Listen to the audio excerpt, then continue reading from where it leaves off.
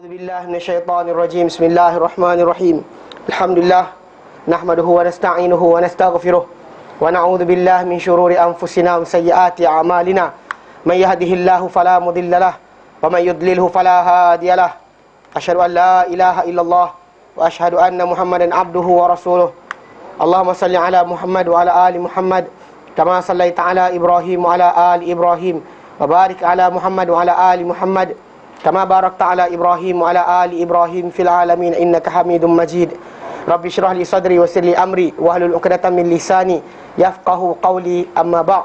Alhamdulillah, kita bersyukur kepada Allah kerana dapat bersama-sama untuk kita meneruskan kelas pengajian kita berkenaan dengan fiqh, dan kita Alhamdulillah dah habis itu berkenaan dengan tajuk radha'ah, penyusuan. Macam mana seorang tu menjadi ibu susuan pada seorang, dan anak susuan tadi macam mana hukum dia.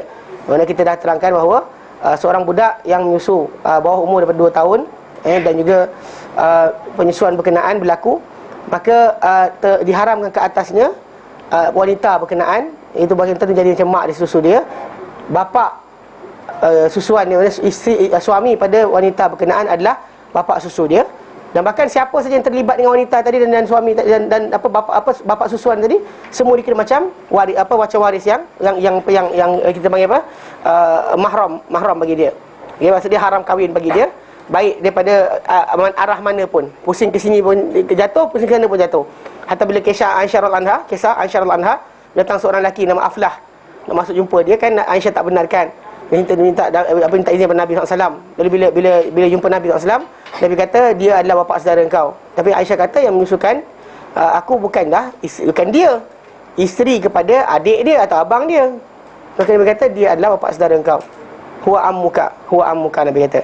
Jadi Nabi terangkan. Jadi penjelasan Nabi menunjukkan bahawa semua yang terlibat dengan wanita ketika disusukan oleh seorang lelaki menyusukan seorang wanita, bayi, okey. Jadi penyusuan itu berlaku, maka automatik wanita punya adik-beradik, mak dia, bapak dia semua sekali haram kahwin kat budak tadi. Dan juga bapa susuan, mana suami wanita berkenaan adalah bapa betul dia juga, dia kena macam bapa dia dari segi masalah aurat dan sebagainya. Dan adik-beradik bapa dia susuan tadi pun serupa terlibat. Tapi kita kata benda ni hanya berdiaran untuk masalah pengharaman kahwin dan penghalalan lihat. Adapun untuk menjadi waris harta tidak, menjadi wali nikah juga tidak. Kita kata atas dasar dia bukan menjadi tanggungan, dia bukan menjadi beban. Dia hanyalah sebagai satu hukum untuk membolehkan atau menghalalkan perlihatan di antara lelaki dan wanita yang kita bukan dilahirkan oleh satu rahim. Baik, ada kita sambung tajuk baru? Ya. Kalau kita nak ambil anak angkat, Kalau kita ada anak angkat, ada anak angkat, kita nak dia jadi mahram kita.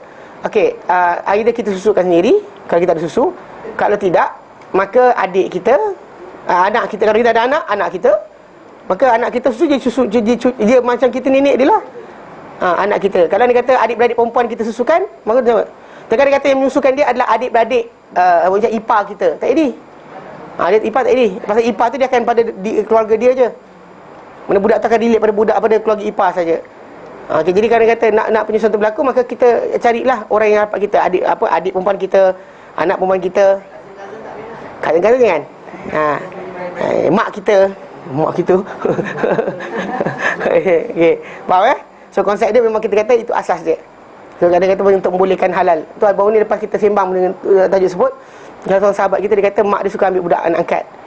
Kisah mak dan ambil anak angkat tu macam lah, dia mak tu tak ada terjaga anak lah, mak dia gila meroyan dan sebagainya. Jadi mak dia ni baik hati, ambil berapa orang, 6 orang 7 orang anak angkat. Lepas tu dia kata dengan saya, tapi sekarang macam mana ustaz nak buat? Dah budak-budak tu jadi macam mak kan sendiri. Tapi still saya kata tak boleh. Dia kata payahlah sikit. Memang payah, saya kata payah. Tapi payah dalam ketaatan lebih baik daripada senang dalam kemaksiatan. Payah tapi dalam ketaatan, actually struggle lah sikit. Kita nak menutup aurat, jaga aurat sebagainya, tapi dalam ketaatan lebih baik daripada mudah dan juga ringkas dalam maksiat. So jangan better kita susah tapi kita dalam ketaatan. Jangan kita tenang, senang, seronok, gembira, happy tapi dalam maksiat. Jangan. Tak pasal nanti. Faham Baik, ada soalan? Dia agak jari nak angkat soalan ke? Okey. Ya, Kak. Kalau yang macam kan sekarang ni ada kes yang perempuan tak kahwin lagi, ibu susu sebab dia punya anak angkat. Kalau dia susu, ada susu betul dia. Habis tu nanti kalau dia kahwin, dia lelaki kira jadi bapak susu dia lah. Oh tak, dia jadi bapak, dia kira bapak tiri budak tu. Macam bapak kepada dia sini untuk jadi bapak betul kepada budak berkenaan, jadi bapak susu betul direct adalah apabila wanita tu berkahwin, mana budak tu, mana yang tuan punya susu tu suami tu. The owner of the susu is actually that guy. Itu keadaan di mana itu bapak susu betul. Adapun ketika mana bukan, dia tidak. Macam dia macam wanita-wanita yang ambil ni kan, dia susukan anak, katakan susu dia keluar, maka yang relate dengan dia hanya budak tu dia, budak tu saja. Suami yang baru dia kahwin akan datang jadi macam bapak tiri lah. Macam budak, katakan macam contoh macam katakan seorang tu ada mak susu. Mak susu dia kahwin, bapak susu dia mati, katakanlah bapak susu dia mati. Mak susu dia kahwin dengan lelaki lain. Kan contohnya kan. Maka bapak susu yang baru tadi haram ke atas dia. Sebagai apa? Orang ajnabi macam mana? Inilah tapi bapak tiri lah, tapi adik-beradik bapak tiri tu bukan pak saudara dia. Faham tak? Boleh kahwin dengan dia. Ya? Bapak tiri tak batas sembahyang. Maksud dia memang mahram lah. Mahram. Pasal kahwin memang haram kahwin kat atas orang lelaki atau wanita berkenaan lah. Kalau mak tiri macam mana? Mak susu tiri. Mak susu memang mak susu lah. Mana mak susu tiri? Okey. Okey, faham tak? Itu kan? Ingat eh? Okey, bapak, katakan bapak dia yang asal tadi contohnya dia kahwin, dia disusukan oleh seorang wanita. Wanita Okey. Seorang ni disusukan oleh wanita A dan B ni. Sekali bapak susu dan mak susu dia bercerai. Mak susu dia kahwin lain, bapak susu dia kahwin lain. Dua-dua ni ini jadi macam suami kepada ibu susu dia tadi dikira sebagai bapak susu, bapak tiri dia, dan isteri pada mak susu dia, bapak susu dia adalah mak tiri dia. Faham tak? Ni kahwin lain, ni kahwin lain. Tapi yang itu tak boleh kahwin dengan dia. Kan, faham tak? Kalau disusukan tu budak perempuan, maka bapak suami bapak dia, suami mak susu dia tadi tetap haram pada dia. Macam mak betul lah. Tapi bila katakan dia susukan budak lelaki, bapak susu dia kahwin dengan perempuan lain, perempuan baru bapak dia kahwin tu haram dia kahwin. Macam mana bapak susu tadi, adik-beradik semua haram kat atas dia, maksudnya suami isteri pada bapak susu dia tadi adalah mak dia juga. Tapi relate kat situ je. Saudara-saudara saudara perempuan tu tak ada. Saudara tiri pakcik tu tak ada. Ini tiri ni tak ada. Saudara bapak tiri susu dia Tak ada. Tak kira. Dia kira bapak susu tu, bapak tiri tu je. Bapak tiri tak susu. Ya, dia lirik kat situ je. Stop situ. Kalau ada pun bapak susu betul, macam kisah Aisyah dengan Aflah tu kan, memang bapak Aflah itu adalah adik-beradik kepada bapak susuan Aisyah radhiyallahu anha. Mana yang isteri dia susukan Aisyah. So adik-beradik lelaki ni semua sekali. Tapi adik-beradik, katakan perempuan ni kahwin dengan lain, perempuan tu kahwin lain, orang lain baru tu suami tu saja yang jadikan dia. Adik-beradik dia tak. Faham tak? Dia macam kita tiri ni tidak menjadi ni. Macam anak tiri kan. Kalau dia masih dia kahwin, dia ada bapak susu tu, dia cerai, bapak susu tu masih jadi bapak susu lah. Ya, kekal. Forever and ever. Tak ada ever ever after. Ya, kekal. Adik-beradik kekal haram kahwin. Pasal dia betul dengan penyusuan tadi. Diharamkan penyusuan, apa yang diharamkan dengan nasab. Yuhramu min ar-radha'ati ma yuhramu min nasab. Mana min nasab, mana diharamkan daripada sebab penyusuan apa yang diharamkan dengan sebab kenasaban.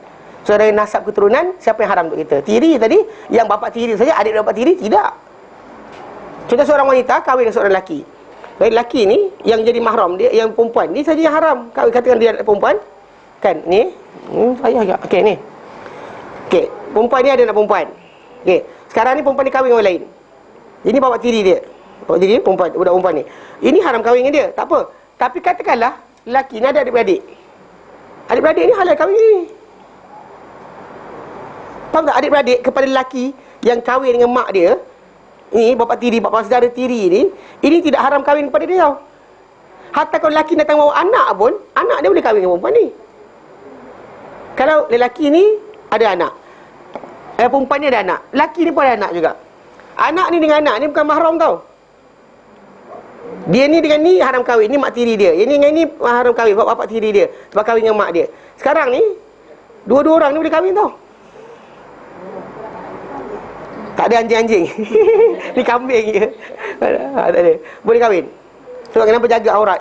Aurat jaga, jangan apa mudah-mudahkan. Susah dalam ketaatan lebih baik daripada senang tapi dalam kemaksiatan. Jaga bab tu. Jelas? Okey. Baik, hari ni kita masuk tajuk baru. Ingatkan dah hadhanah dah, tak hadhanah lagi. Okey. Faslun, fasal. Tajuk baru fasal. Hari kita masuk tentang nafkah. Kita tentang nafkah. Nafkah, siapa tanggung siapa? Ni boleh tahu siapa tanggung siapa. Perempuan senyum je, tak ada masalah. Faslun, fasal. Wa nafaqatul amudaini minal ahli wajibatun. Wajibatun lil walidina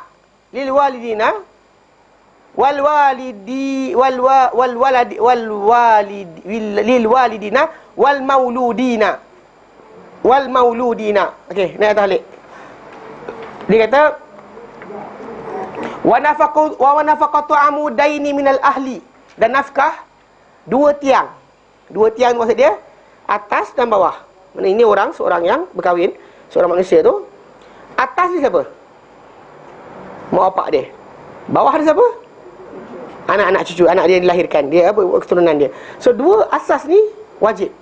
Dia kata wa nafaqatul amudaini minal ahli wajibatun, wajib kepada siapa? Lil walidina, bagi ibu bapa. Tapi sebenarnya bukan yang melahirkan itu suami, lelaki yang melahirkan, lelaki yang dilahirkan untuk dia, anak dia yang dilahirkan. Mana al-walidina, walid, mana dia wajib tanggung orang bawah dia. Wal mauludina, dan juga anak-anak lelaki yang dilahirkan. Saya sebut dengan jelas, maulud tu lelaki, walid tu lelaki, supaya tuan-tuan sekalian jangan silap. Bila sebut walidina, tuan-tuan ingat walidaini. Walidaini lelaki perempuan. Dalam bahasa Arab dia ada kaedah syamsan, dua matahari, maksud dia matahari dan bulan. Qamaran, dua matahari, dua bulan kan? Tak, matahari dan bulan. Macam tu juga abawan, abun kan bapa. Kemudian bila abawan, dua bapa. Ingat gay ke? Kan? Rabbighfirli wali walidayya. Walid. Bukan walidah, walid. So walidun, laki perempuan? Laki. Walidah, perempuan. Rabbighfirli, wahai Tuhanku, ampunkanlah untukku. Wali walidayya, dan untuk dua, ibu ke bapaku ke bapa-bapaku? Ibu bapaku lah. Tak ada gay dalam cerita ni. Dia orang beritahu, nak terangkan. So dalam itu sebab penggunaan walidain, dia walid, walidain, walaupun apa. Tapi kalau ummain tak boleh. Walidatain takkan jadi lelaki. Tak ada mesti perempuan. Tapi kalau abawain, abawan, walidan, dia akan dikira sebagai apa? Sebagai dua ibu bapa, mak dan bapa. Mak dan bapa, tak dikira bapa saja, mak dan bapa. Tapi dalam kat sini bacakan walidina dengan mauludina. Dia memang kena pada lelaki saja, bukan perempuan. Dia bukan walidat, tak ada. Dia walidina, semua maskulin. Orang-orang lelaki yang dilahirkan untuknya anak. Ya, maulud dan juga apa, bapa juga anak-anak. Bapa dan anak-anak lelaki. Bapa-bapa dan juga anak-anak lelaki, tu maksud dia. Baik, tuan-tuan ke bawah atas tadi. Walid tu apa? Walid is actually perkataan walada yalidu, maksud dia melahirkan. Tapi sebenarnya directly, secara langsung melahirkan adalah perempuan. Tapi lelaki yang dilahirkan untuknya anak berkenaan dipanggil walid, walaupun bukan dia yang beranak. Masuk hospital berapa jam duduk dalam ward, itu lelaki, perempuan isteri dia, bukan dia. Tapi dia dipanggil walid. Yang melahirkan, tak. Dia tak lahirkan anak tadi, tapi lahirkan siapa? Bini dia. Tapi dia berkongsi kehidupan dengan isteri berkenaan, maka dia dipanggil sebagai walid. Ya, baik. Dia kata wa nafaqatul amudaini minal ahli wajibatun lil walidina, dan nafkah dua bahagian, dua pihak, dua atas, dua tiang daripada keluarga, wajibatun, wajib, lil walidina, bagi bapa-bapa. Tengok nanti ke 6 bawah. Liqaulihi ta'ala fi haqqil walidaini, pada hak dua ibu bapa, wa sahibuhuma fid dunya ma'rufa, dan apa, layanlah mereka berdua di dunia dengan keadaan ma'ruf. Maksudnya ini pihak yang kita, apa, yang melahirkan kita, bukanlah bapak lah, mak bapak. Maksudnya kita tanggung siapa? Mana nafkah ke atas dua pihak daripada ahli keluarga adalah wajib. Itu ke atas apa? Satu, mak bapak. Siapa atas kita tu kita wajib tanggung. Wajib, dan bahkan dia extend bukan mak bapak kita je. Nenek kita, bapak kita punya bapak, bapak kita punya bapak punya bapak, bapak kita punya bapak punya bapak punya bapak, mak kita punya mak punya mak, dan so on lah. Faham tak? Pasal orang berkenaan, tanpa orang berkenaan, orang bapak kita wujud. Tanpa bapak kita punya bapak, itu atuk kita, bapak kita wujud. Tanpa bapak kita punya bapak punya bapak kan, atuk kita tak wujud. Kan tanpa bapak kita punya bapak punya bapak punya bapak pun yang kita wujud. So in the end, kita memang diwajibkan jaga yang atas tadi. Faham tak? Yang itu adalah asas, tiang. So siapa-siapa yang kat atas tu, mak dia, nenek dia dan sebagainya, ini wajib. Wajib. Yelah, lelaki lah wajib. Nafkah ni lelaki je. Liyunfik dhu sa'atin min sa'atih. Kena menginfakkan, membelanjakan harta orang yang mempunyai kelapangan daripada kelapangan harta dia. Lelaki lah, mana dia nafkah kata wanita. Kalau saya anak lelaki dia, saya mak bapak Wajib. Dia tak ada siapa. branch lah tak ya? Dua branch lah. Silang satu branch tadi, anda tak wujud. Gratitude on. Kita kalau gratitude dapat apa? Dapat 5A, kita hadiah cikgu kita macam-macam benda kita bagi. Bapak kita wujudnya kita tak pernah begitu bagi hadiah sangat. Suruh pergi kedai pun malas. Kan? Tak upah pula. 50 sen. Tak 50 sen tak nak bagi. Tak boleh lah macam tu. Kan? Biar nanti. No, dia straight je. Mana orang yang directly kita design daripada orang tersebut. Kalau tak ada orang tu hilang, kita hilang. Orang tu wajib kata kita menanggung mereka. Okey. Dan bila Allah sebut dalam Quran, wasahibuhuma fid dunya ma'rufa. Dan apa? Sahibuhuma, temanilah mereka berdua, bersahabatlah mereka berdunia, di ibu bapa kamu tu, fid dunya, di dunia ini, ma'rufa, dengan baik. Ma'rufa. Wan nafaqatu 'alaihima minal ma'ruf, dan memberi nafkah ke atas mereka adalah di antara perbuatan ma'ruf. Tak kita bercakap baik je kan. Di kebuluran tak boleh makan. Makan, mak cari sendiri, abah cari sendiri lain saya tanggung. Takkanlah macam tu kan. Datang jumpa cium tangan, cium kaki, cium tu lepas tu lapar. Lapar, mak tu saya minta pada saya. Itu anak banggang nama dia. Kan tak boleh. Mestilah kita kata ya, itu antara paling besar lah bagi makan. Ni kadang bagi makan kan, pergi jamu tetamu daripada luar negara, bagi macam-macam benda, arak-arak pun beli kan. Mak ngabah kat rumah ke kebuluran kan. Temankan makan pun tak boleh, tak senonohnya anak. Okay. Masa dia benda tadi kita kata bagi makan mereka adalah di antara benda makruf. Pastikan makan, pakai, tempat tinggal mereka berjalan ni. 3 ni. Makan mereka, pakai mereka, tempat tinggal mereka. Ni 3 ni asas. Kena tengok. Kalau hilang salah satu, problem lah hidup dia. Macam musim tak ada air ni. Tanya abah dengan mak cukup tak air kat rumah. Saya beli 1 lori air nanti. Kan? Barulah betul anak yang baik. Ini kalau kata untuk pujian manusia, sanggup keluar duit ribu-ribu. Kan? Mana? Ini charity mana ni? Oh, charity sekian. Saya 10 beli meja kan. Beli meja. Meja kan sebab tempat buat charity kan, meja. Sanggup keluar duit. Mak ngabah kat rumah, atap zinc, panas gila. Kan? Tak reti lah. Bagi saya, kelakar lah awak. Bila seorang tu, dia kaya, mak dia merempat. Bapak dia merempat. Tak boleh. Kan? Ma'ruf macam mana kita kata nak lagi kan? Kalau kita kata, kalau mak bapak boleh tak makan untuk anak-anak, tapi anak-anak tak boleh tak makan kerana mak bapak. Tu benda tu kena jaga buat ni. Okey. Kalau parents dia berada, Itu hilang lah. Nanti kita terangkan apa syarat. Apa syarat? Syarat yang kita kena tanggung mereka, apa syarat dia? Okey. Itu kalau mak bapak. Okey. Wal mauludin, dan ke atas anak-anak wajib menanggung bapak mak bapak. Kalau seorang tu ada mak bapak, wajib tanggung. Dan juga hamudin. Yang satu lagi, mauludin, yang dilahirkan untuk dia. Anak lelaki dan wanita kena tanggung. Okey, dalam hadis tu, tapi tak baca lagi. Yang tadi yang tak baca lagi Wa qala Rasulullah SAW, berkenaan bapak-bapak lagi. Wa qala Rasulullah SAW, telah bersabda Rasulullah SAW, Inna min atyabi ma akala ar-rajulu min kasbihi. Dia kata sungguhnya daripada benda terbaik yang dimakan oleh seorang lelaki adalah min kasbihi, daripada kerja di tangan dia sendiri. Kerja tangan sendiri. Wa waladihi min kasbihi, juga anak daripada tanggungan dia juga. Dua-dua daripada tanggungan dia sendiri. Itu adalah benda paling baik, mana seorang tu makan. Itu dari segi konsep, kalau turun di atas, turun bawah lah.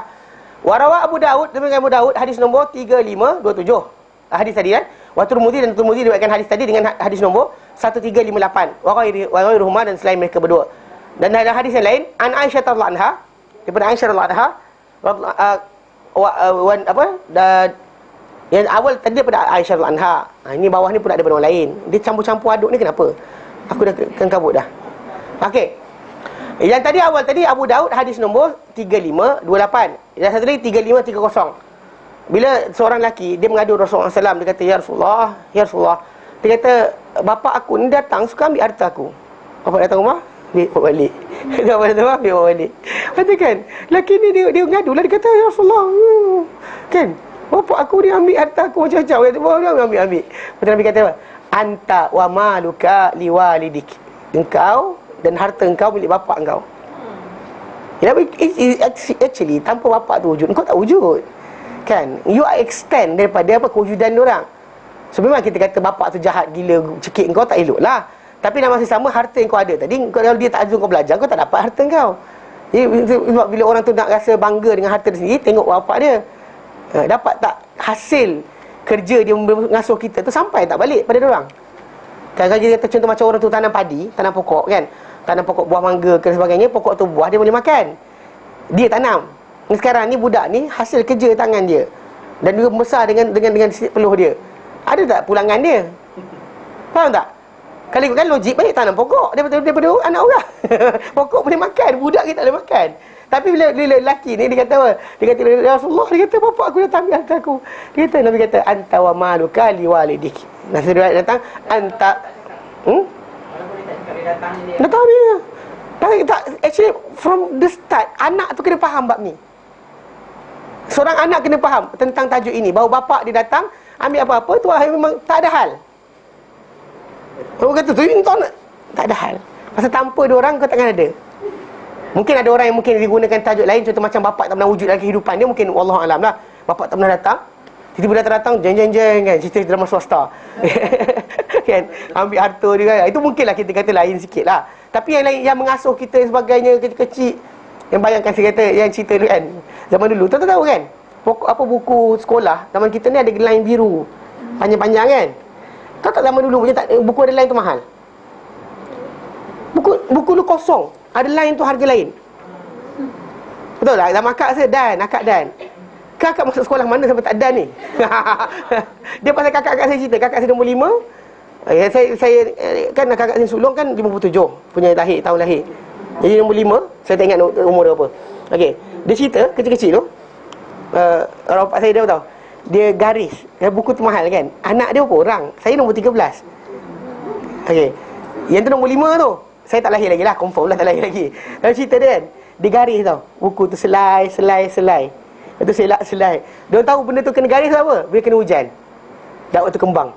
Dakwah tu kembang kan. Dia nampaklah garisan tu tak ada sebenarnya. Itu zaman dulu. Pasal kita kata kalau kita extend berkenaan dengan kita belajar dan sebagainya, kalau bapak kita tak tolong, tak ada. Tak galakkan, tak suruh, tak nasihat, tak suruh kita tidur. Lantaklah kau nak tidur pukul apa pun. Pergi sekolah. Lantaklah kau nak pergi sekolah ke tidak? Selalu menantu tu yang kecoh. Oh, menantu kecoh. Bapak dia datang ambil dia barang kan. Menantu barang. Itu suami kena bagi tahu. Suami kena bagi tahu, cakap dengan isteri dia. Ni bapak aku, dia kata. Cakap dengan tu. Dalam hadis Nabi kata anta, baca hadis Nabi tu. Anta wa maluka liwalidik, anta wa maluka li abik. Engkau dan harta kau milik bapak engkau. Kenapa? Kalau adik pergi Apa benda? adik pergi rumah abang. Mana? Orang cerita bapak ni, bukan cerita adik pun bagi orang. Adik boleh masuk. Tak boleh masuk lah yang tuan ni. Anta wa maluka li abik, liwalidik. Lepas tu Nabi kata, inna auladakum min atyabi kasbikum. Nabi kata, inna auladakum, sungguhnya anak-anak kamu min atyabi kasbikum, dia adalah di antara barang usaha kamu yang terbaik, hasil kerja kamu yang terbaik. Mereka kata kita dapat buka syarikat yang besar, tanam pokok-pokok yang elok, tanam padi-padi yang subur dan sebagainya, tapi anak kita lah sebenarnya hasil yang terbaik. Fakulu min kasbi auladikum, makanlah daripada hasil kerja anak-anak kamu. Satu orang taklah hasil. Kadang-kadang kita bela dia orang, boleh ikan boleh berat dengan anak. Kan? Bila lembu boleh menyusu. Kan? Yang budak ni tak boleh keluar. Sebenarnya itu saja dia. Memang tapi dalam Islam kita kata yang alhamdulillah. Walaupun benda ni tadi memang diajar kepada para sahabat. Para sahabat taklah buat kerja dia sampai kes merampas harta anak-anak. Tak ada. Dia tak ada anak tu miskin pun. Alah kadang-kadang orang tua ni nak makan dah banyak sana. Dapat kata anda lahir-lahir ni kan. Bapa anda dah tua, dah umur 50-an sebagainya. Apa benda sangat nak makan? Habis gula dalam balang kat dapur. Tak ada kan? Bagi madu habis semua. Satu botol. Tak ada pun. Beras seguni habis. Tak. Habis yang kelang kabut sangat apa? Datang makan kat sini. La ilah. Kan? Ada orang kata tak suka bapak datang makan. Ini masalah kena jaga ni bab ni. Mana-mana kalau jadi isteri tu jaga-jaga bab ni. Pasal anda menyebabkan suami anda tak dapat syurga. Benda? Iyalah isteri sekarang bagi tahu lah ni siapa jadi isteri ajarkan pada ni. Kalau mak-mak ajar pada anak sebab queen control satu benda lain. Si isteri tu tadi kena pandai juga nak tolong suami dia untuk syurga. Mak dah ajar dia. Mak dia ajar bendanya. Kena bagi tahu. Tak boleh. Okey? Sebab kenapa kita kata dalam tajuk ni kena jaga. Mana semua orang jaga anak beranak masing-masing. Bagi tahu ku anfusakum wa ahlikum nara. Pelihara diri kamu dan keluarga kamu dari api neraka. Antara benda paling besar adalah uququl walidain, derhaka pada mak bapak. So jadi benda ni kena jaga. Memang kita kata pada seorang lelaki benda ni penting, bukan main Wa rawa An-Nasa'i hadis nombor 561 An Tariq Al-Muharibi radhiyallahu anhu qala. Tariq bin Muharibi radhiyallahu anhu qala qadimtul Madinata, aku datang ke Madinah. Fa idza Rasulullah sallallahu alaihi wasallam qa'imun 'alal minbari. Tiba-tiba aku dapati Rasulullah SAW sedang berdiri di atas mimbar. Yakhtubun nasa, berucap kepada orang ramai. Wa huwa yaqul, baginda dalam keadaan baginda berkata, yadul mu'ti al-ulya, tangan pemberi itu adalah yang tertinggi. Wa bada' biman ta'ul, dan mulakanlah kamu kalau kamu nak memberikan apa? Nak bersedekah ke apa? Wa bada' biman ta'ul, mulakanlah dahulu dengan orang yang kamu tanggung. Siapa? Ummaka wa abak, ibumu dan juga bapamu. Wa ukhtaka wa akhak, adik-adik perempuan dan juga saudara lakimu. Wa thumma adna wa adna, kemudian yang rendah, yang bawah dan bawah. Ai akrab wa akrab. Lepas tu pak saudara, lepas tu sepupu, lepas tu sekian sebagainya. Ini kita kata benda ni kena jaga. Ini tapi dalam hadis Nabi ni extend lagi sikit. Apa? Adik-beradik. Perempuan tak ada masalah, lelaki je. Kan? Baru lelaki je. Orang lelaki dengar betul. Dan perempuan ingat betul benda ni. Kerana kata benda berkenaan anda berkahwin, suami anda kena tanggung adik-beradik dan sebagainya. Jangan anda jadi musuh kepada dia. Itu kata nanti anda nak, dia bukan encourage, discourage pula. Kata jangan bagi, dia nanti malas lagi. Jangan cakap macam tu. Akan kata dengan dia, bagus, bagi bang. Walaupun tak puas hati pun bagilah. Bang, bagilah bang. Geram nak beli beg tangan baru ni, tapi abang asyik bagi orang lain. Tapi masalahnya benda tu beg tangan bukan priority. Janganlah guna sentuh sekali kan. Kita nakkan kita dapat syurga Allah Ta'ala, tapi bayaran dia bukan mudah, bukan free. Itu sebab syurga tu mahal. Antara bendanya adalah masalah bakhil. Faham tak? Kedekut. Itulah di antara benda yang mengikat orang tu masuk syurga. Kan? Tu Nabi kata dalam Al-Quran Karim, Allah Ta'ala nyatakan dalam surah Al-Hasyr ayat yang ke-9, wa man yuqashuha nafsihi, dan barang siapa yang dilindungi daripada kebakhilan diri dia sendiri, fa ulaika humul muflihun, mereka orang yang berjaya. Lepas Allah ceritakan berkenaan orang Ansar, Allah kata wa man yuqashuha nafsihi, siapa-siapa yang dilindungi daripada kebakhilan diri dia sendiri, fa ulaika muflihun, mereka orang yang berjaya. So jaga bab ni kan. So kadang kata suami tu malas ni, suruh infak. Jangan kata jangan. Kadang ni adik-adik minta tolong kan, bang tak ada duit dalam bulan ni, abang tu nak bagi, tengok bini ini tengok tak. Janganlah macam tu. Bini encourage lah. Kan bila suami dia kata nak bagi anak saudara ke kan, yang tanggung ke, belajar ke, encourage lah. Janganlah jadi orang yang menyekat suami anda daripada dapat jalan syurga. Kalau dia kata dia lepas, anda lepas sekali membantu berkenaan. Ni sekat habis. Duit bukannya habis pun, tak miskin pun. Habis last sekali duit tu boleh makan dekat kedai je. Kedai apa, seratu lah apa benda kan, makan-makan habis macam tu je. Gunakanlah dengan baik. So benda berkenaan sama ada menjadi simpanan akhirat ataupun habis macam tu saja. Rugi, kita akan rugi. So lebih lagi kalau dia kata berkaitan infak. So Nabi kata yadul mu'ti ulya, tangan pemberi itu lebih tinggi. Wa abda biman ta'ul, mulakanlah dengan orang kamu tanggung. Ummaka wa abak, mak engkau dan bapak engkau. Wa ukhtaka wa akhak, adik-adik perempuan kau dan adik-adik lelaki engkau. Summa adna, kemudian orang yang rendah dan rendah. Mana bawah tu dan go on. Itu tanggungan yang mesti. Warawa Abu Dawud Sedangkan Imam Abu Daud. Sedangkan ini tajuk ni adalah tajuk luar Pasal anda kata berkenaan dengan tajuk nafkah isteri dan juga anak, confirm kena. Ini orang yang luar daripada tajuk berkenaan. Warawa Abu Daud, dalam riwayat Abu Daud hadis nombor 1540. An Kulayb bin Manfa'ah. An Kulayb bin Manfa'ah an jaddihi, daripada Kulayb bin Manfa'ah, daripada datuk dia radhiyallahu anhu, annahu atan Nabi sallallahu alaihi wasallam faqala, bahawa dia datang jumpa Nabi sallallahu alaihi wasallam, faqala, lalu dia kata, ya Rasulullah, ya Rasulullah, man abarru, siapakah orang yang aku kena buat baik? Siapakah orang kena aku kena buat baik? Mana aku ada duit banyak ni, nak bagi siapa Itulah cerita dia. Qala, Nabi kata, ummaka wa abak, mak kau dan bapak kau, wa ukhtaka wa akhak, adik-beradik laki perempuan kau dan adik perempuan laki kau, wa maulaka alladhi yali dhalika, dan juga orang-orang bawah tanggungan kau yang di bawah itu. Mana orang bawah tanggungan kau siapa lagi? Hakun wajibun, dia adalah hak yang wajib. Wa rahimun mausulah, dan juga hubungan silaturahim yang bercantum. Dan bahkan memang orang tu dapat dua. Ini kita keluar tajuk zakat Zakat orang-orang tak dapat. Ini kita kata orang tak zakat dapat zakat. Orang tak, seorang yang ada duit macam ni, still patah balik lelaki. Perempuan tak ada masalah. Untuk orang lelaki, untuk bagi orang macam ni tak boleh. Pasal orang ni dia wajib tanggung. So mak dia, bapak dia, adik-beradik dia sebagainya, dia wajib tanggung. Sebab itu dia tak boleh bagi zakat pada orang ni. Lelaki Kalau perempuan, kerana dia tak wajib tanggung siapa, dia boleh bagi siapa saja yang layak dapat zakat. Hatta kalau orang tadi suami dia sendiri pun. Kan? Suami dia sendiri yang tak berkemampuan, miskin sebagainya, dia bagi suami dia sendiri. Maka itu adalah zakat yang diterima oleh Allah SWT. Walaupun dia kata suami dia, pasal wanita tak wajib tanggung siapa. Di sini boleh nampak bagaimana seorang wanita bila diberikan oleh Allah Ta'ala sedikit habuan harta daripada harta pewarisan, di sini baru orang nampak, oh patutlah sikit. Sebab dia tak wajib tanggung siapa. Ni yang saya sebut tadi, mak kau, bapak kau sebagainya, ini dibagi kepada apa? Tanggungjawab kepada apa? Lelaki, bukan kepada wanita.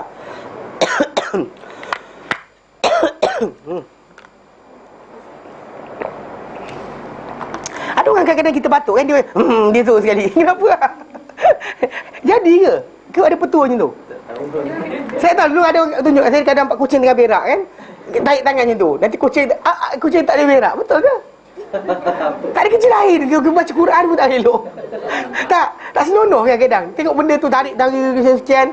Macam ni kat batuk. Orang tu batuk. Lepas tu dia mungkin sekali. Aku macam boleh ada connection ke? Tapi tak apalah. Mungkin usaha, wallahu taala alam. Okey. Dia ada ini macam kita sebut dalam Quran kan, dalam surah Al-Baqarah yang kita ulang 3-4 kali. Kan Allah Taala katakan laisal birra an tuwallu wujuhakum qibala al-masyriq wal maghrib. Bukanlah kebaikan itu, the goodness yang kau nak buat, an tuwallu, kamu wajahkan, hadapkan, qibala al-masyriq wal maghrib, kamu paling ke arah timur atau barat. Walakinnal bir, tapi kebaikan itu adalah man amana billah wa yawmil akhir, orang beriman Allah dan hari akhirat, wal malaikah wal kitab wan nabiyyin, beriman para malaikat, kitab dan nabi. Kemudian wa atal mal ala hubbihi, dia berikan harta dia walaupun dia sayang harta dia, tapi kepada siapa? Zawil qurba. First thing first, zawil qurba, orang berhubungan keluargaan dengan dia. Kemudian wal yatama, kemudian wal masakin, anak yatim, kemudian orang miskin,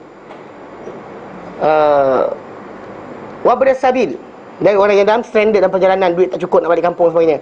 Wasailin, dan orang-orang meminta-minta. Wa fir riqab, dan juga orang dalam tawanan. Mana kalau kita tengok sini, mulakan dengan apa? Zawil qurba. Yang kita kata banyak orang tinggalkan benda ni. Tapi itulah untuk lelaki saya tengok macam tu. Untuk wanita kan dia kata memang tak ada kewajipan, tapi kalau dia buat benda tu, tambahan lagi kepada dia untuk apa? Bukan wajib, tapi menambahkan untuk kebaikan. Pahala dapat dan juga silaturahim pun dapat dihubungkan. So jadi Nabi kata 2 pahala untuk orang-orang yang buat macam tu. So jadi kita kata konsep berkenaan dengan tanggung yang atas tadi confirm dah. Allah Ta'ala sebut dalam dalil tadi, macam Nabi sebut dalam dalil tadi, ummaka wa abak, mak kau dan bapak kau. Dan di sini memang orang tanpa orang sebut, anda tidak akan wujud. Maka sayugianya lah tanggungan daripada mereka kena perhatikan. Bukan masalah tengok apa benda keperluan. Bukan macam dah bagi sekian-sekian banyak, ada pula mak bapak tak nak duit, dia nak kena jenguk, tengok muka kan, happy dia kan, tak bagi duit pun dia menyampah. Jadi setiap manusia ada kadar masing-masing, tengoklah apa dia nak, keperluan. Kan kita zaman kita dulu keperluan mak bapak kita tengok. Kita tak pernah tengok keperluan mak bapak kita. Kau tengok rumah panas, letak aircon. Kan letak aircon tak boleh, nanti kan takut berbatuk. Itu salah letak aircon. Kalau letakkan dia kena paru-paru air, mati awal lagi. Itu masalah juga. Ke saja buat. Faham kan? Jadi tak boleh. Okey. Itu kalau yang ke atas. Wal mauludin, dan juga anak-anak yang dilahirkan. Okey, tengok nanti ke bawah. Qala Allah Ta'ala, Allah Ta'ala, wal walidatu yurdi'na auladahunna haulaini kamilaini liman arada an yutimma ar-radha'ah wa 'alal mauludi lahu rizquhunna wa kiswatuhunna bil ma'ruf. Okey? Dan para ibu wal walidat, dan walidat, wanita yang melahirkan, yurdi'na auladahunna haulaini kamilain, mereka menyusukan anak-anak mereka 2 tahun sempurna. Liman arada an yutimma ar-radha'ah, bagi sesiapa yang ingin untuk menyempurnakan penyusuan. Dan nama sama wa 'alal mauludi lahu, dan ke atas orang yang dilahirkan untuknya anak tu. Maulud, orang yang dilahirkan, anak berkenaan, lahu, untuknya. Si bapa tu lah. Mana ada orang lain lahirkan anak untuk orang tu? Takkanlah lahirkan untuk nenek dia, unyang dia. Mesti lahir daripada bapak dia. Wa 'alal maulud, dan ke atas yang dilahirkan untuknya. Apa? Anak tadi. Apa dia kena? Rizquhunna, rezeki isteri-isteri berkenaan. Wa kiswatuhunna, dan juga pakaian wanita-wanita berkenaan, bil ma'ruf, dengan elok. Al-Baqarah 233. Al-Baqarah 233. Maksud dia pemakanan isteri berkenaan, pakaian yang melahirkan untuk dia anak berkenaan, kena dia jaga. Okey? Kalau ibu tu kena jaga, anak pun dia jugalah tanggung, bukannya orang lain. Okey? Wa qala, dan dia firman, fa in arda'na lakum fa'atuhunna ujurahun. Fa in arda'na lakum fa'atuhunna ujurahun. Surah At-Talaq ke-6. Fa in arda'na, dan jika mereka menyusukan, lakum, untuk kamu, fa'atuhunna ujurahun, maka datangkanlah untuk mereka upah-upah mereka. Mereka kalau bini minta upah, kata bang, letih nyusukan anak, nak allowance, bayar. Tak boleh kita kata tidak. Ya, anak kau tak nak nyusukan mak apa ni? Mak apa tidak? Allah Ta'ala kata dalam Quran, fa in arda'na lakum fa'atuhunna ujurahun. Belajarlah sikit. Ni kan tak pandai. Allah Ta'ala dah bagi kita limitation, bagi ya, dia minta lah upah. Ha? Tak, buka lah translation English lah bang. SMS pula. Ha, ni ayat Quran ni baca. Ni kan. Kalau kita buat research sikit, kan. Patut memang perempuan tak wajib tanggung siapa. Sebab kena pada Islam ni janganlah rasa pening kepala. Oh, bukannya tanggungan hidup aku ni sebagainya. Tak ada wajib siapa wajib tanggung. Perempuan tak wajib tanggung siapa. Jadi faqad dallatil ayatan, maka sungguhnya, demi sungguhnya, dallat telah menunjukkan al-ayatan, 2 ayat berkenaan, Al-Baqarah 233 dan At-Talaq ayat ke-6, bimantuqihima, dengan maksud kedua-duanya, ala annal ab, ke atas bahawa si bapa, tajibu alaihi nafaqatu murdi'i walidihi, wajib ke atasnya nafkah penyusu anaknya.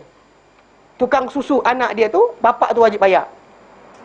Wahada, dan ini dalilu wujubi nafaqatil waladi min babil aula, dan itu, dan ini adalah dalil wajibnya nafkah anak, nafkah tanggungan anak, bukan setakat susu, pakaian, tempat tinggal, dan insyaallah pelajaran dan sebagainya. Lebih aula lah. Kalau susu pun wajib, apa lagi yang benda lebih penting? Tahu tak? Susu boleh ambil kat lembu pun, kalau tak nak kan. Tapi susu pun wajib. Bayar upah kepada orang yang menyusukan anak kita. Kalau susu pun wajib, apa lagi lain? Takkan susu je bogil budak tu. Mandi tidak, pakai tidak, basuh tidak. Apa benda gila ke? Kan? So jadi macam tu. Kalau dia kata kena ambil care benda tu berkenaan, dia tak mampu, dan dia bayar. Dia wajib bayar pada siapa menjaga budak berkenaan. Warawal Bukhari, telah menaikkan Imam Bukhari hadis nombor 5049. Wa Muslimun, dan Muslim hadis nombor 1714. An Aisyah radhiyallahu anha, daripada Aisyah radhiyallahu anha, anna Hinda binata Utbata, anda Hinda bin Utbata, qalat, bau Hindun. Ni actually kita sebut Hindun ni isteri Abu Sufyan. Okey. Jadi Hinda Anna, pasal ada Anna jadi Hinda. Kalau tak ada Anna jadi Hindun. Anna Hinda ibnata Utbah, Hindun binti Utbah, qalat, dia berkata, Ya Rasulullah, inna Aba Sufyana rajulun syahih. Sesungguhnya Abu Sufyan adalah seorang lelaki yang kedekut. Suami dia Abu Sufyan, tapi kedekut. Walaisa yu'tini ma yakfini wa waladi illa ma akhastu minhu. Dan tidaklah yu'tini, dia berikan aku, ma yakfini, apa yang mencukupkan aku, memadai untukku dan anakku, illa, kecuali ma akhastu minhu, apa yang aku ambil daripada dia sahaja. Wa huwa la ya'lamu, sedangkan dia tak mengetahui. Mana ambil curi-curi. Bini curi duit suami kerana suami tak bagi duit cukup. Ini bukan maksud yakfi ni, tu adalah keperluan, bukannya beg tangan. Curi kat kredit suami, zret kan. Suami kata, ada duit lah datang, mana pula hilang duit kan, 5,000 tak ibu beg tangan. Jadi dia kata, aku tak dapat ambil apa-apa. Aku cuma boleh ambil apa yang apa? Dia kata ambil apa yang cukup untuk aku tanpa dia tahu. Wa la ya'lamu, sedangkan dia tak mengetahui. Faqala, lalu dia kata, Nabi SAW bersabda, khudhi, ambillah. Khudhi, ambillah, ma yakfiki, apa yang mencukupi untuk engkau, wa waladaki, dan juga anak engkau, bil ma'ruf, dengan elok. Ambil apa yang cukup untuk engkau dan engkau, tapi dengan elok. Ai bima ta'arafa alaihi nas, itu dengan apa yang dikenal, apa dipersetujui terhadapnya oleh orang ramai. Min nafaqati amsalikum, dia dalam nafkah orang, apa, belanja orang seumpama kamu. Contoh macam dengan kedudukan dia, belanja macam mana? Makan apa? Makan kobis juga, makan sayur mahal sikit. Itulah keadaan dia. Mana pemakanan macam mana? Wa hasbah hali zauj, dan mengikut kadar suami tadi. Kalau suami tu jutawan, milioner, lepas tu bini makan roti chapati je, tak kena lah, kecuali bini nak sangat makan roti chapati tadi, kan? Kadang kata, maksud dia dengan kadar apa yang betul lah, kadar apa dan suami tu dengan kedudukan. Min ghairi israf, tanpa apa? Tanpa pelampauan, wala taktir, tak sikit sangat. Tidak sikit sangat, tidaklah melampau. Jadi itu kadar lah. Mereka ikut ni, dia baca, tapi ustaz, itu handbag tak boleh lah, dah murah-murah, kau ada duit banyak. Tak ada, ya, ambil lah benda keperluan saja. Ya, benda untuk melaram depan rumah orang, bukannya depan suami, tak payah. Kalau kata benda nak beli baju-baju cantik untuk suami, benda gaya depan suami, ya, halal, beli. Kalau untuk pergi apa function baru, tak apa function apa bagi function? Function bukan fungsi ke? Kan aku pening kepala betul. Function tu fungsi. Nak gimana bagi function? Saya ingat benda ni kalimah ni, saya dengar dekat Yaman tu. Lu mana? Ya dia, lu mana? Saya kat Yaman lu. Kau dah kedutaan Malaysia. Dia datang jumpa. Tak boleh datang lah malam ni, ada function. Function kan? Ustaz, tak boleh datang malam ni, ada function lah. Itu function kan fungsi ke? Kan? Apa fungsi kau orang? Kan? Allah Allah. Tapi cerita yang ada dua makna tak apa. Makna kedua apa? Parti. Jamuan. Ke tak tepat? Ke makna yang majlis. Majlis apa? Majlis kerakyaan. Apa majlis dia? Function. Oh, itu. Function makanan. Ni mana function kunir arwah? Okey, baik. Jadi maksud dia pemakanan sebagainya lah. Mana apa benda semua sekali. Mereka ada kata untuk berlawan untuk suami, ya, silakan. Kalau nak beli SK2 kan, mahal lah makhluk tu. Gila mahal lah. Tengok tangan aku comel lagi. Tak kadang dia kan. Apa kak? Tak ada nak sembang, saya nak sembang kak. Okay. Oh ya ke? Okey. Kalau dia tahu, dia mengamuk. Jangan bagi tahu. Dia tahu. Tak, itu sebab kenapa dalam perkara ni, itu yang Nabi kata la aidu kadziban, aku tak kira pembohongan. Katakan the first thing, katakan suami pada isteri pada suami. Tahu dia yang antara bendanya. Yang benda wajib kena ambil. Kalau tak, dia masuk neraka. Masih orang kita ambil, dia selamat. Tak ada masalah lah. Ambil pada kadar ni. Ambil kadar lah, janganlah melampau sampai hilang terus kan. Dia swipe benda tu dah over apa? Over limit bukan over due over limit. Kan? Dia swipe tak ada dah. Apa saja jadi kan? Reject. Janganlah macam tu sekali. Kena dia jenis masukkan minyak pakai kad kredit, tak pasal dia. Kan? Dia cucuk, asal tak boleh pula. Telefon, cik dah over dah. Bila aku overnya? Janganlah macam tu sekali. Tu zalim sangat tu, kepala dendam. Kan? Saya dengar siapa cerita dah. Dah cerita tak best. Okey. Baik. Yelah dia kata sini 2 orang. Ada orang cerita kat saya. 2 orang lelaki ni kahwin. Dia kahwin dengan madu. Dia bawa isteri madu lah. First wife, dia open book untuk bini dia ambil barang kemas dengan jumlah tertentu. Dia duit banyak kan, kaya gila. Dan kaya gila lah, kaya dan gila. So jadi dia letak untuk bini pertama dia 500,000 K. 500K. RM500,000 lah. Banyak sangat saja. Okey, lepas tu cerita orang cakap dengan saya, okey, saya semua okey jugalah. Okey, lepas tu kan, bini kedua keluar, bini pertama masuk kedai. Toki ni tahu dia dua orang ni madu. Toki tu tahu yang ni minum nombor 2, dapat open untuk ambil barang kemas sampai RM500,000. Lepas tu Toki kemas ni kata, barang kemas ni kata, oh tadi you punya madu datang ambil, your husband you buka RM500,000. Lepas tu kawan ni pun minta lah nak RM500,000 juga untuk beli barang kemas. Jadi hari tu si suami botak kepala sebab keluar RM1 juta. Yelah, ini penyakit orang duit banyak yang tak reti nak jalan syurga. Dia tak saja tiru. Tapi cerita dia habis untuk dua bini tadi je. Macam tu je, habis macam tu je. Ha? Elok je. Padan muka dia. Akak itu suka lagi tak puas hati tak? Kita dah habis saya poligami ke tak? Masuk balik ke? Awak saya batuk tak? Nanti lain kali kita lawan. Okey. Okey. Jelas So, jadi maksud dia memang atas bawah berdasar pada dalil tadi, memang kita kata kalau anak tu, kalau susu dia pun kena nafkah, maka lain-lain lagi lah dahsyat kena suami tu sediakan. Okey. Jadi dan bahkan dalam hadis Nabi SAW bila Hindun minta sebut pada Nabi bahawa Abu Sufyan tak bagi dia makan duit benda mencukup, melainkan kalau dia ambil sendiri. Jadi Nabi kata ambil lah daripada apa yang cukup engkau dan juga anak engkau dengan elok. Baik. Sambung. Fa ammal waliduna. Adapun mak bapak, dia terdekat tadi soalan tadi. Fa ammal waliduna, adapun kalau yang ni mak bapak kita, mak bapak, fatajibu nafaqatuhum, maka wajib nafkah ke atas mereka bisyartain, dengan dua syarat. Pertama, al-faqru waz-zamanatu. Pertama, kemiskinan beserta az-zamanah, kelemahan akal. Dia panggil zamanah tadi. Saya buka tadi sekejap.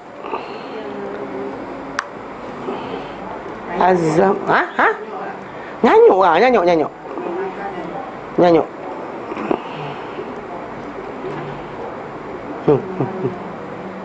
Ayolah.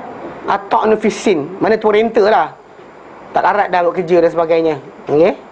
Jadi automatik wajib. Tak ada sunat wajib. Okey, maksud dia kefakiran dan juga az-zamanah. Maksud dia ketuaan. Okey. Awil fakru wal junun, ataupun kefakiran dan juga kegilaan. Gila. Okey.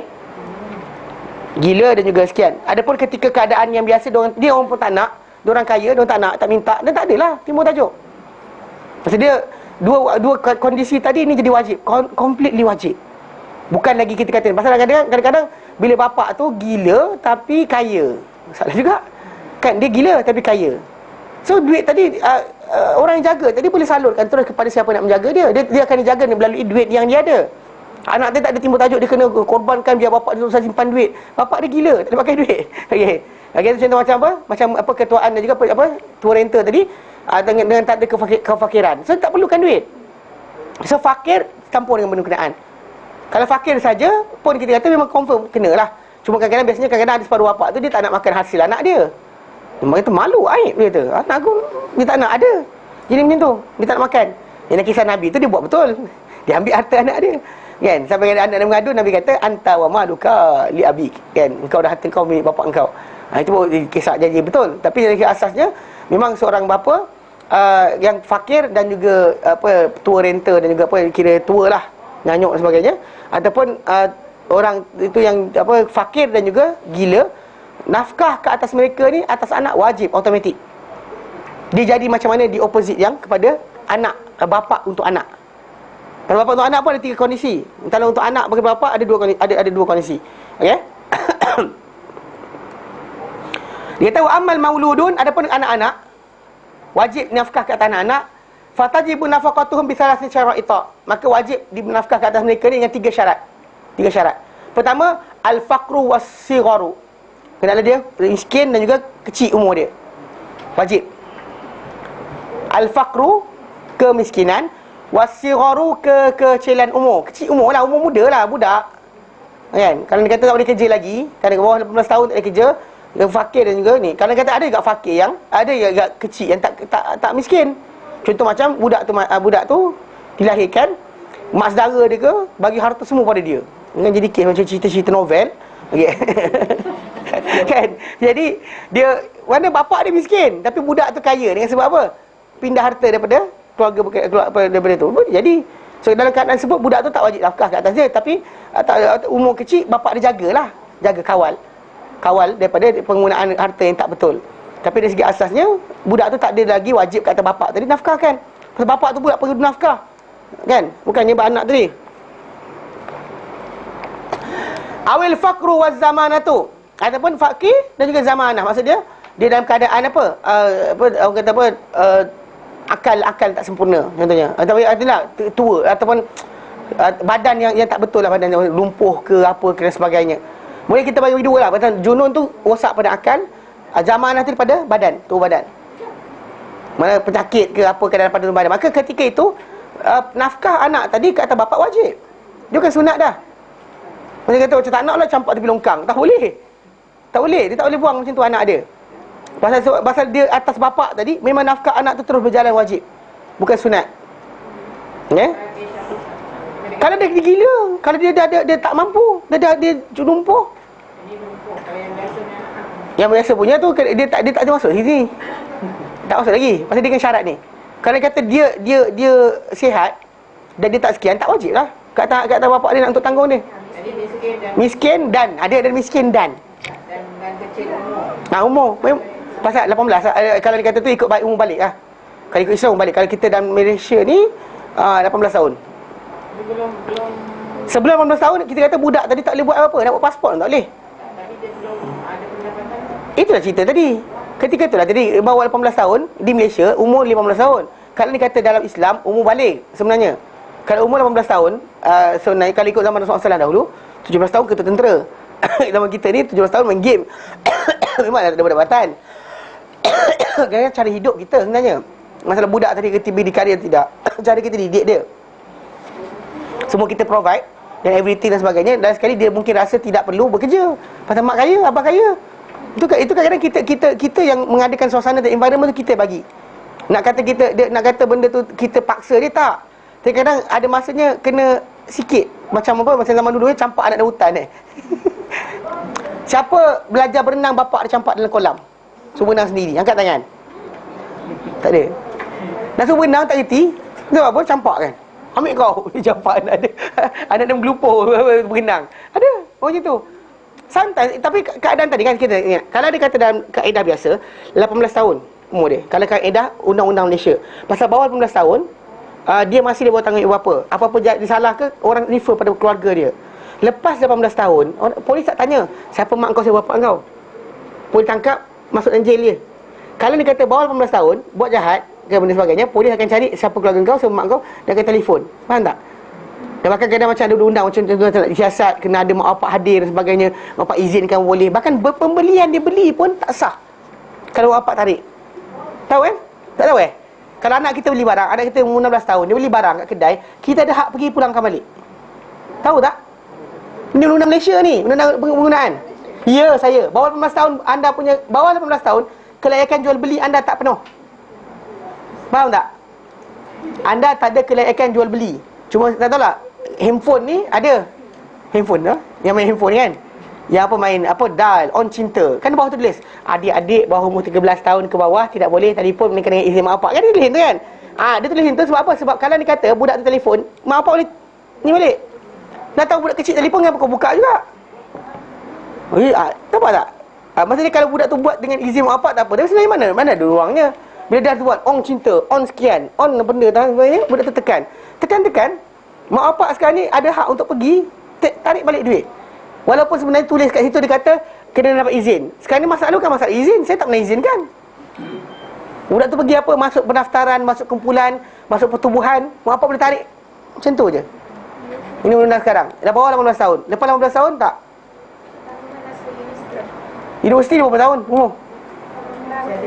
Tak, sebenarnya tak ada. Tak wajib. Tak wajib. Itu PT. Kita boleh semua dia kena bayar sendiri lah. Tak wajib. Tak wajib kata kita. Lagi perempuan lagi masalah, tak ada wajib langsung. Kau nak belajar sendiri kau masuk hutan. Mak tak masuk campur. Tak ada masalah. Kan untuk lelaki je ni abah pun cerita. Abah pun cerita kan. Yang faham? Ini bukan mak tak ada masalah, mak senyum je. Anak awak nak belajar. Anak awak nak sekian. Pergi. Abah keluar duit. Mak tak payah. Kan? Ini asas dia. So jadi tajuk dia memang dikata kemiskinan umur kecil, kemiskinan tubuh badan yang tak elok, ataupun kemiskinan dan juga kegilaan. Kalau kaya tak payah pun tak apa. Abah tak payah kan, upah orang je jaga duit budak tu, dan tak payah dia macam campur, tak ada masalah. Faham? So konsep dia miskin kecil umur, kan, main budak tak ada harta dan sebagainya, umur kecil. Maka tanggungan tu wajib, bukan sunat. Kalau bapak tak bagi makan, berdosa, confirm berdosa.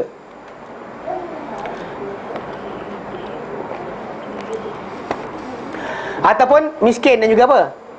Budak tu apa ni, badan dia lemah dan sebagainya, pun sama juga. Dia tak boleh buang tepi jalan dan sebagainya. Letih encik, jaga. Dia tak reti nak buang air sendiri, kena bangun angkat je, dia campak. Masalah juga tak boleh. Tak boleh, Macam mana anak tak boleh buang apak macam tu, bapak dengan mak pun tak boleh buang anak macam tu. Ni nafkah ni wajib, Ya kan kita dalam zaman kita sekarang kan filem kan tunjukkan macam tu. Kalau mak bapak dah tua, anak tinggal ke tepi jalan. Tahu kan cerita ni? Tak tahu? Hantar rumah orang tua kan, tinggal kat situ. Ini mak saya, tolonglah jaga dia. Ada cerita Arab tu, dia letak kat tepi bench, tepi sungai. Kemudian dia pun dia tinggalkan nota yang makcik tadi membaca. Siapa-siapa jumpa suruh bagi nota tadi. Orang tu baca, ngalir mata kawan tu. Mana anak tu buang mak dia sendiri tepi sungai. Mak dia tunggulah. Dia kata, mak tunggu sini nanti nak datang balik. Ada kan cerita tu. Faham So konsep dia berkenaan dengan, kalau orang tu tak, dia sama ada, kalau yang atas tadi bapak atau mak tadi, bapak yang orang atas gila, miskin, lemah atau tubuh badan, miskin. Kalau anak bawah ni kecil umur, miskin, lemah badan, miskin, dan juga gila, miskin. Rosak akal lah, akal dia rosak, miskin. So tanggungan kita adalah wajib. Adapun kalau dia larat dalam kundi sendiri, kunci pintu, halau keluar. Salah.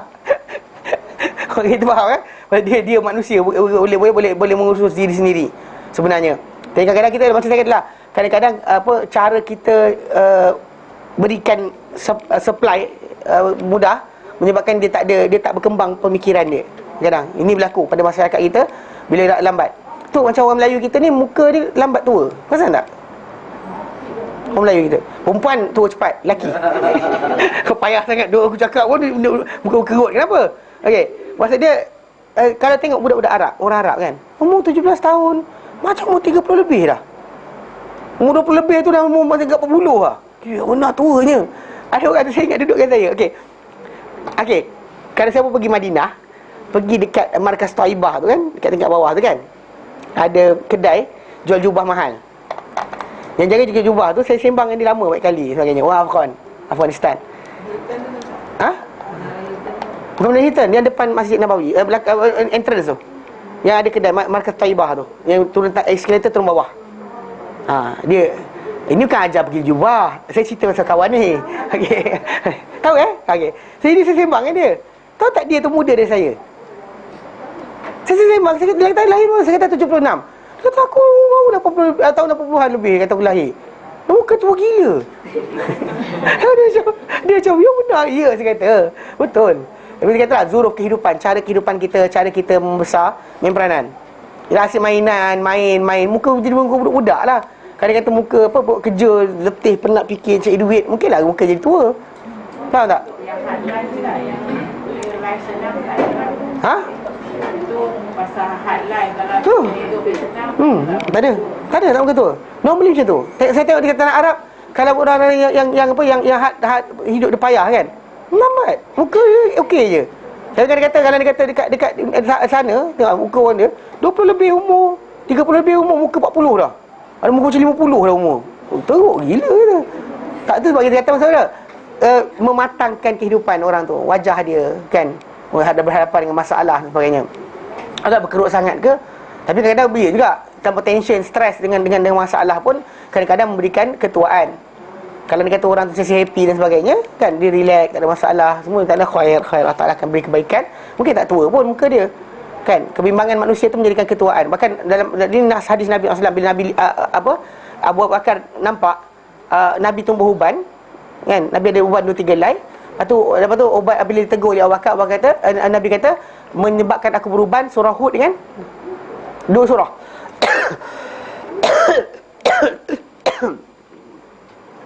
Syayyabatni, sekejap, panasnya ya. Syayyabatni.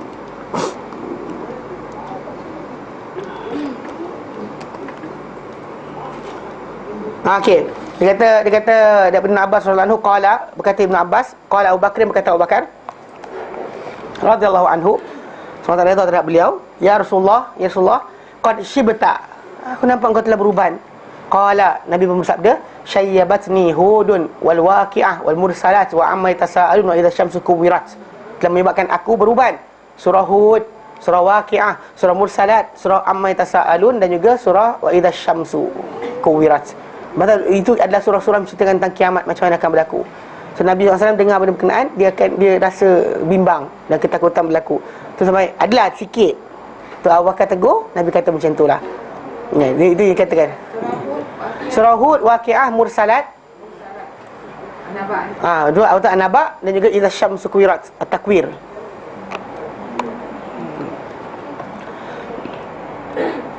Okey, jelas tu yang disebutlah.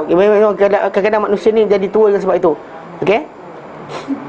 Kadang-kadang ialah mudah. Okey, baik. Mana ni? Tarik. Apa? Kalau macam anak dia lari, Nabi tu Apa benda? kalau macam anak lari kan, tu nafkah. Anak lari, umur anak tu apa? Kalau bawah umur lah. Dia lari. Rotan lah. Apa salah pula? Kau tangkap kurang ajar tu, ada lah pula. Rotan lah. Ada lah pula biarkan anak lari. Tak, kalau dia lari betul. Elok, Daddy, I'm in London, kan, umur 7 tahun. Lempang betul, aku balik sini balik. Apa asal pula? Tak ada. Tak kena. Okey, bawah umur berapa? 16. Okey, bila dia lepak mana? Okey, kawan dia. Lepas tu dia yang kena tanggung siapa? Abah. Apa salah abah kena tanggung dia pula? Ini apa? Perempuan lelaki? Perempuan. Kalau mak pun confirm tak boleh tanggung. Abah nak tanggung anak derhaka macam pasal. Kan? Dia kena tanggung anak tu patah balik dulu. Takkan anak tu kata, abah wajib tanggung saya. Dalam hadis Nabi SAW, saya aku lempang kau tahu, kan? Kau tak dengar cakap abah kau, tu tak suruh abah kena tanggung. Mana boleh? Mana kalau isteri nusyus pun hilang tanggungan, anak hilang lari, nak bagi tanggungan macam mana? Pasal tanggungan serentak dengan didikan. Nanti hadanah nanti kita tengok, mandikan, dijaga tidur dia, tu ada timing jaga tidur. Kalau abang dengan mak tadi tengok anak tidur lewat, mak kata, abang kata jangan, tidur budak ni. Tak apalah, sekali-sekala je. Padahal sepanjang hidup macam tu perangai. Tak boleh lah. Kenapa kita kata itu sebab mak bapak dijadikan mak bapak supaya jadi mak bapak. Bukannya jadi mak bapak jadi mak bapak supaya dia jadi macam anak. Tak boleh lah. Dia mak bapak, dia kena aturlah hidup anak dia. Bukan dia lari pula macam, bang kena bagi tak duit ni ikut sabda Nabi SAW ni, kena tanggung ni. Tanggung apa benda je. Kena ada rotan dalam rumah. Kena ada rotan rumah.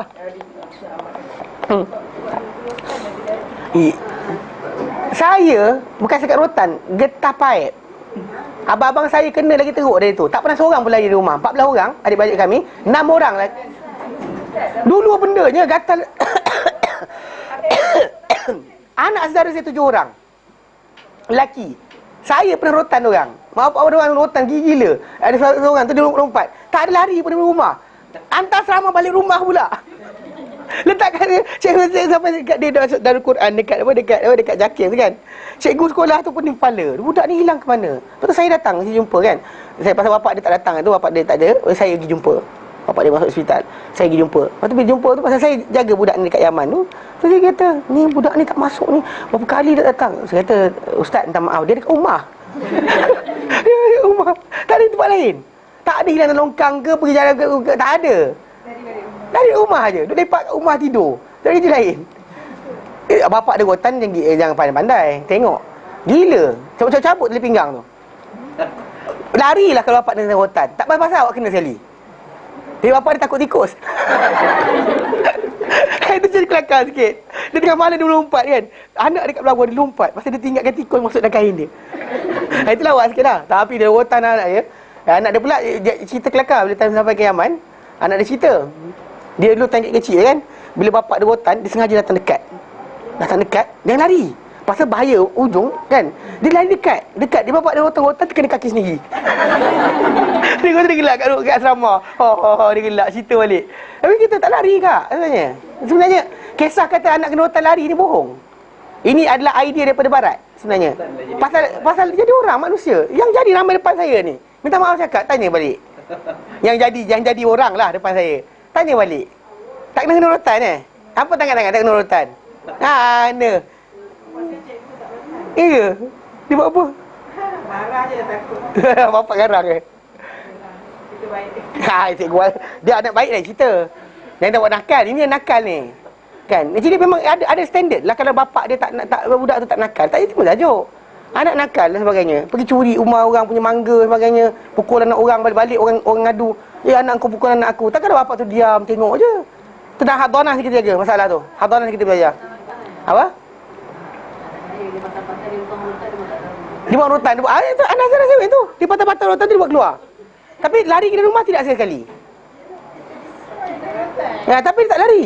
Masalahnya kan kita tajuk lari tadi, timbul tajuk lain. Tapi bila anak tu lari keluar rumah, atas bapak tadi kena cari anak tadi bawa balik rumah. Bukannya tinggalkan macam tu saja.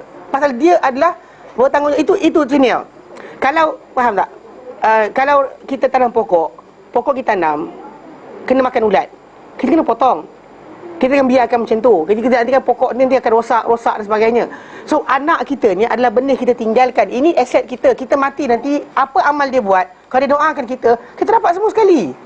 Dia solat kita dapat pahala, dia sembahyang kita dapat pahala, dia baca Quran kita dapat pahala. Tapi kita biarkan aset kita macam tu melayau, pergi hanyut. Mana boleh? Silap kita lah. Tak boleh biarkan. Ambil balik.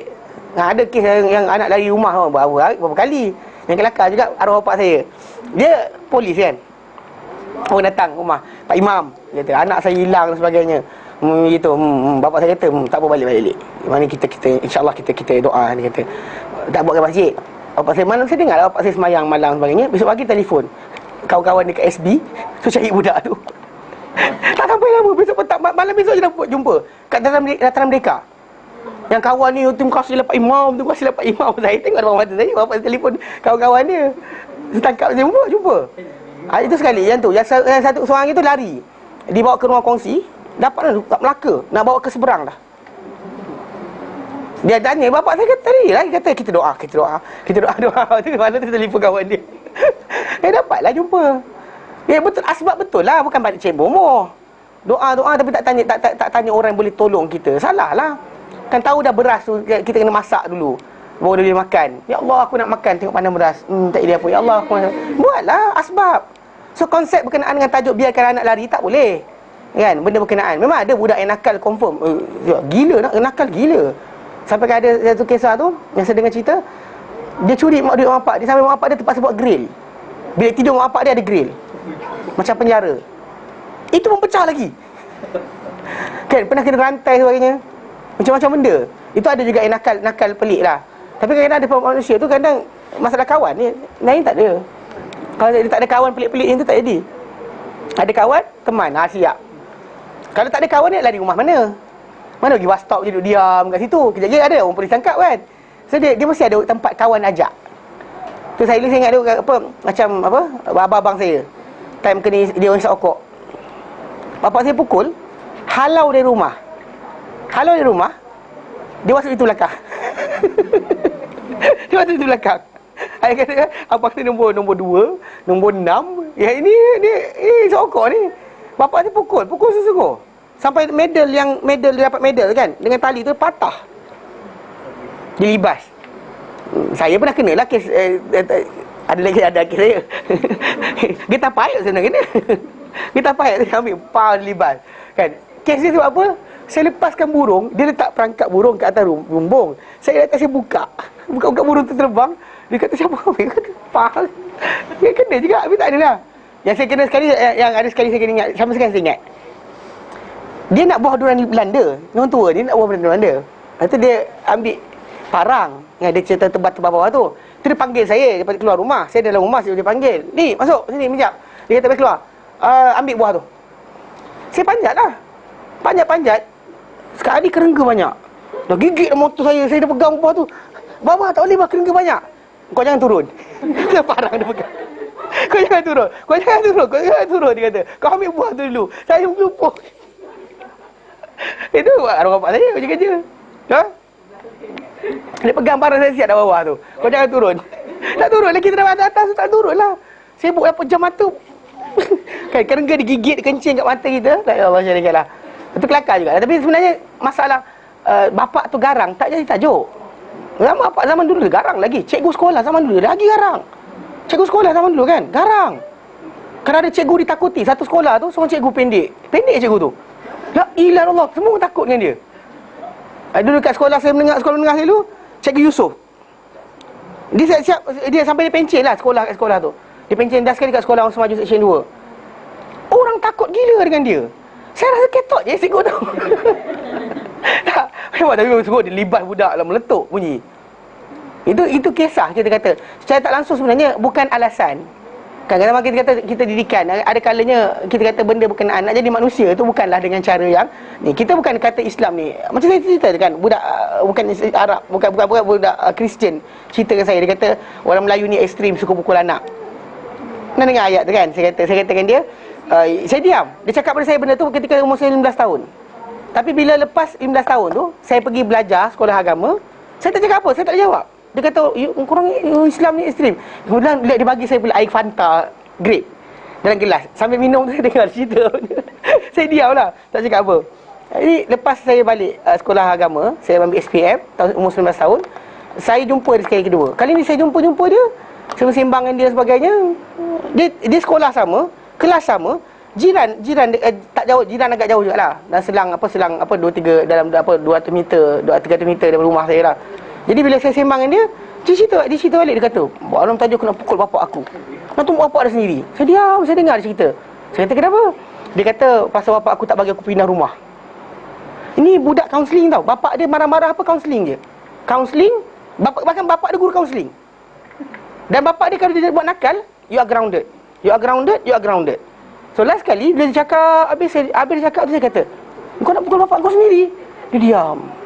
Aku nak pukul bapak engkau sendiri. Bapak engkau sendiri. Saya setiap kali cakap saya kata bapak engkau sendiri. Dia diam. Baru tersedar bapak dia sendiri nak pukul. Saya kata, seriously, bapak engkau yang buat macam-macam. Saya ukit pada dia apa bapak dia buat. Kan kau sakit dia hantar kau sekolah dia sekian-sekian. Tiba sekarang kau dah besar, kau nak pukul bapak kau sendiri. Kau nak pukul bapak kau sendiri. Dia diam. Kau tahu tak kenapa? Kau tanya, saya ukit lek. Kau ingat tak dulu kau cakap apa dengan aku? Kau kata orang Melayu ni ekstrim pukul anak. Ini dia kata masalah dia. Apa jadi pada kau sekarang ni adalah kerana kau tak pukul anak, bapak kau tak pukul kau. Kau tak ada nak beza salah kecil, salah besar. Sikit-sikit kacau adik pun, you are grounded. Pukul budak kat depan rumah, you are grounded. Curi barang kat kedai pun, you are grounded. Last kali kau tak tahu beza di antara salah besar, salah kecil. Ini hasil dia, saya kata. Derhaka mak apa tu, bebel, kau-kau saya bebel. Kita tak tahu saya bebel kan. Saya biasa bebel. Kalau bebel bini saya marah. Lari straight. Jadi saya bebel dengan dia. Sampai last kali kata, betul lah dia kata. Aku nanti akan pukul anak aku. Kita rasa bodoh sangat. Aku kan suruh kau pukul anak kau. Aku kata maksud dia penggunaan kadar teguran berdasar kesalahan. Itu maksud dia. Bukan maksud dia pergi letak rotan. Kan? No, ni sikit je rotan. Bukan. Maksud dia kadar kesalahan ikut teguran. Mana ada level dia. So dia budak tahu apa serius, apa tak serius. Kalau ada asyik kena rotan setiap hari pun masalah juga. Dia tak tahu. Mana mencuri pun kena rotan, tak semayang pun kena rotan, kacau adik pun kena rotan. Last sekali dia tak tahu mana satu yang serius. Pun salah juga. Birat-birat kena. Kan? Mana tutup terlintas depan televisyen pun kena rotan. Matilah budak tu tak nak beza. Semua je. Maksud dia semua je. Bapak dia jahat. Faham tak? So konsep dia kena faham mana cara rotan tadi, kaedah dalam Islam, apa yang patut ditegur, apa patut kita cakap baik, apa yang patut kita nasihatkan. Ada mungkin bapak tak cakap, mak cakap. Mak cakap. Mak yang tegur, bukan bapak tegur. Pun ada juga. So konsep ini hadonah lah, bukan nafkah. Apa saja masuk sini? Apa masuk sini? Oh tadi kes apa budak lari rumah. Anak nafkah. Bapak tu bukan masalah nafkah. Dia bertanggungjawab ambil anak dia balik. Bukan biarkan macam tu. Pasal itulah di antara tanggungjawab dia. Pasal qu anfusakum wa ahlikum nara. Bila diri kamu dan kalau kamu dari api neraka, antara yang besar sekali ini. Jangan sampai dia dididik dan ditarbiah oleh orang yang bukan selayaknya. Bahkan dia kawan-kawan yang menyebabkan dia rosak. Tak boleh. Ni zaman kita sekarang ni banyak orang kadang anak dia jahat tapi tak mengaku. Ini banyak paling salah. Kita kena mengaku anak kita bukan malaikat. Kalau dia salah, kita kata ya Allah bagilah dia baik. Dan Allah Ta'ala akan baiki. Tapi kalau kita dah sangka anak kita baik, tak pernah kita doa untuk dia baik. Anak aku okey. Dia dah sekali, tak adalah doa untuk baik. Faham tak? Sebab konsep dalam Islam ni kena faham. Nanti kita bincang, dalam hadonah kita bincang dengan detail. Dan sekarang kita berhenti kat sini insyaAllah. Dia sambung kemudian. Di samping berkenaan dengan nafkah, dua atas, dua bawah, mak opak dan anak-anak. Ada nafkah apa tu adik-beradik dan sebagainya, empat saudara yang kita kata orang wajib tanggung Dia panggil dalam Islam ni kafalah dan sebagainya. Nanti kita akan bincangkan juga berkenaan dengan nafkah binatang belaan kita. Nafkah siapa-siapa buat tanggungan kita, siapa sajalah. Binatang dan sebagainya yang dan apa hamba-hamba bilikan kita. InsyaAllah kita sambung kemudian. Ada soalan? Ya. Ni kalau nafkah isteri, suami kata dia macam kalau isteri kerja, dia tak wajib bagi nafkah, lepas tu dia ada hak sekali untuk Salah. makan hasil dia. Salah. Kau marah je. Janganlah garang. Ini tak boleh. Bahkan tidak wajib isteri tu bagi pada suami dia 1 sen pun. Bahkan apa yang jadi dalam kisah macam Ibn Mas'ud radhiyallahu anhu, ketika mana dia miskin, bini dia kaya. Dan dekat situ adalah hujah bahawa bini tak wajib bagi sikit pun pada suami berkenaan. Kalau dia nak bagi, dia bagi atas ihsan dia, bukan di atas kepaksaan agama. Bahkan agama tak wajibkan. Pasal ar-rijalu qawwamuna 'alan nisa. Lelaki adalah pengurus bagi wanita. Bima faddallahu alaihim, dengan apa yang lebih pada mereka, wa ma anfaqu, dengan apa mereka infakkan. Bukan wanita tak boleh infak harta. Faham? Kalau simpan tu waktu simpan duit kan. Tapi kena ingat. Nabi kata golongan wanita, ya ma'syar nisa, wahai golongan wanita, infakkanlah harta, wa aktsirna istighfar, dan banyakkan istighfar. Kerana aku lihat kamu ramai di kalangan ahli neraka. Janganlah pula pergi pakai lesen tadi, kurang ajar dengan suami pula, tak boleh lah. Kan cakap dengan baik, bang tak boleh. Saya nak abang masuk syurga, tapi bukan dengan cara macam ni. Elakkan dia sampai dia menzalimi kita. Sampai nanti kan wanita tadi dizalimi, suami masuk neraka. So meaning that you protect him daripada buat maksiat pada Allah Ta'ala. Kan itu asas dia. Jangan kita macam aku menang, Ustaz Adli ajar aku. Saya tak ajar. Okey. Jangan ambil hujah saya. Jelas? Kak. Orang ni yang Ustaz kata kita anjurkan anak kita kan. Kan anak-anak kita sekarang duduk dengan kita. Kalau dia nak bagi duit macam makan minum, kita boleh minta ke tak? Minta wajib. Nafkah wajib. Tapi satu benda macam kita kata kadang-kadang sebenarnya kan, anak-anak ni bila mak bapak dia garang tu dia ingat. Dia tak garang kan, dia tak ingat. Dia macam lost. Macam the impression of parenting tu, bila banyak teguran sekian, last kali kalau kita tak ada pun nanti dia akan ingat lagi, mak aku tu bebel kat aku. Dia akan lekat sebenarnya. Banyak ketukan baru cantik ukiran. Ya, banyak ketuk ukiran, banyak ketuk baru cantik. Kalau kurang ketuk dia akan buruk lah, kan tak elok benda tu. Tapi macam tadi lah, okay, baik. Pesanan kuliah khas minggu ini, Khamis. Ini kali kedua. Kalau hari ni pun saya tak datang juga. Khamis besok 8.30 malam, Profesor Muhammad Al-Awaji, tajuk Ummatul Mukminin, Ummahatul Mukminin, isteri-isteri Nabi SAW, ibu-ibu orang-orang beriman. Kisah mereka. Dan Syekh ni adalah Dr. Muhammad Al-Awaji, adalah pakar berkenaan sirah dan sejarah. So siapa-siapa yang dia akan datang sini. Jadi kelas saya tak ada. Yang last week tak jadi. Iya. Yang saya nak ponteng je sebenarnya. Dia kata jangan ponteng pasal kelas dia. Jadi saya ponteng. Minggu ni saya ponteng. Bukanlah, ni lihat cekak tadi lah suara. Okey. Ya, esok datang. Ada terjemahan. Ustaz Ridwan Rindra akan terjemahkan. Soal macam-macam kat dia. Okey, baik. Sabtu 8, itu kalau 6 Lepas tu Sabtu 8.93 2014, 11.30 pagi, Ustaz Halim Hassan, kongsi cinta kepada Nabi Muhammad SAW, sambungan kelas beliau. Kemudian Ahad 9.93 pagi, kuliah untuk muslimah sahaja, Ustazah Ummu Ihsan Khairiyah, terapi penyakit wahan, cintakan dunia. Untuk wanita ni kena tak? Selaki ya, ni untuk jihad ni. Okey. Hubbud dunia wa karahatul maut. Kan ada makan satu riwayat hubbud dunia wa karahatul jihad.